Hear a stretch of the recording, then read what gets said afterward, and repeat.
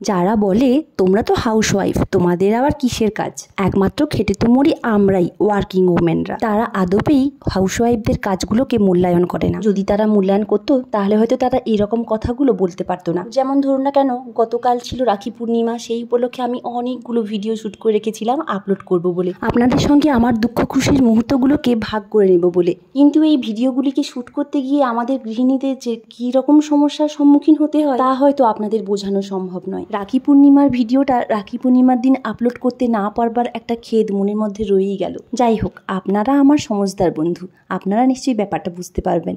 তাছাড়া এটা একটা সুখ দুঃখের কাহিনী হিসেবে আমার টাইম লাইনে রয়েও যাবে। যাই হোক, আমার রাখি পূর্ণিমাটা তো কালকের ভীষণ ভালো কেটেছে। তার মধ্যে ছিল সামান্য পরিমাণ সুখ দুঃখ, ওটা তো সব ক্ষেত্রেই থাকে। দুঃখ না থাকলে কি আর চলে বলুন? দুঃখের হাত ধরেই তো আমরা সুখের জীবনে পৌঁছই। দেখলেন, বলতে বলতে কতগুলোখানি কথা বলে ফেললাম।